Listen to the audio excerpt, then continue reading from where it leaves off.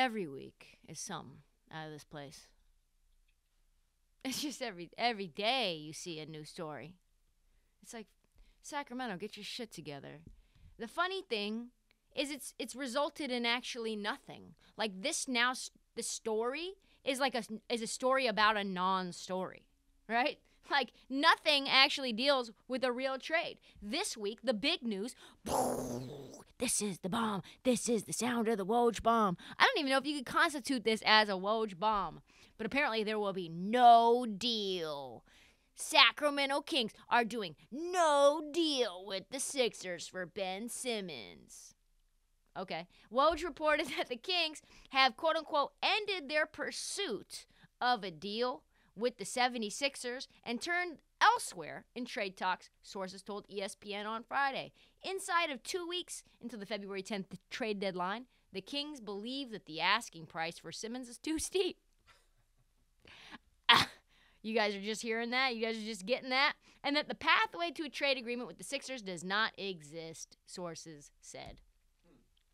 Shocking that Daryl Morey is still trying to fleece other teams to the point that even the Sacramento Kings are like, no.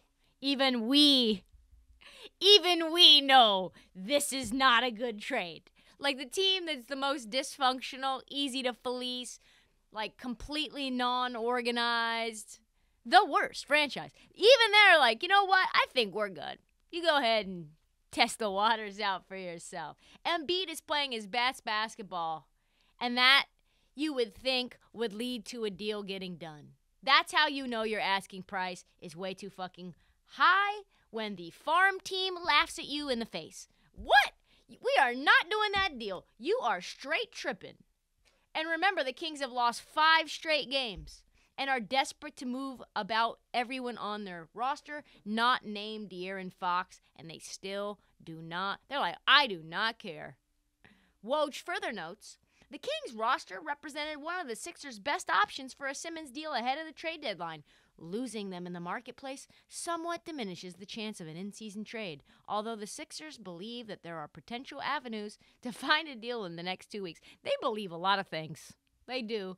They believe things that don't make any sense. I have been saying this for I don't even know how long now. This deal's not getting done. Like, this is not happening. I don't know why we even consistently put news out. It's like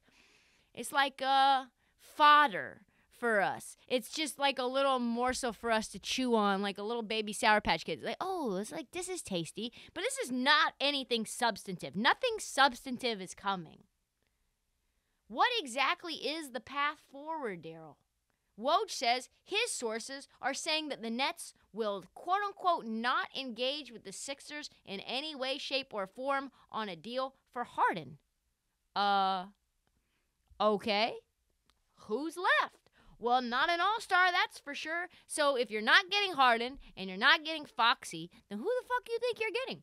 Mark Stein reports that NBA execs just don't even believe Daryl Morey is bluffing about keeping Ben Simmons. I can't find a team out here these days that believes Daryl Morey is bluffing about keeping Simmons past the deadline. To A, first make what it sounds to outsiders as a rather hopeless attempt to convince Simmons to rejoin the team for a playoff drive. I mean, that's not happening. And B, more importantly, retain Simmons to offer him as the centerpiece of an off-season trade pitch for the likes of Damian Lillard, Bradley Beal, Jaylen Brown, and, of course, Brooklyn's James Harden in free agency. That would, of course, mean that those teams are actually interested in trading for Ben Simmons in the first place, let alone trade their superstar for getting him. They have shown less than zero interest in this so far. All of this means 2 things. The Ben Simmons drama is going to drag out into the offseason. And prediction time. This Ben Simmons drama is going to drag out into February 2023. We have a whole more 12 months of this to go. Whew. The Kings are going to also what this means is that the Kings need to get very creative because they need to move Buddy Hield for sure. He's been on the trade block for 36 months now, it feels like.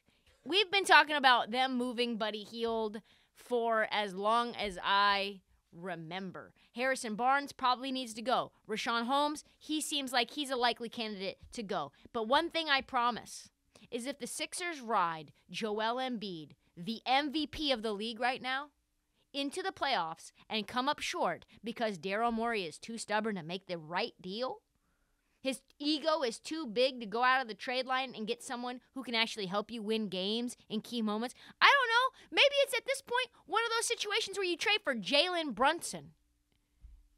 I mean, he's a good point guard. He's going to get $20 million. Ben Simmons for Jalen Brunson and Alfred Payton. No, what's his name? Reggie Bullock. Reggie Bullock and a first. Who says no? Ben Simmons' career will last longer in Philadelphia than Daryl Morey's. That's what's going to happen if he won't get a deal done and they end up losing in some random fucking playoff series because they didn't do a deal.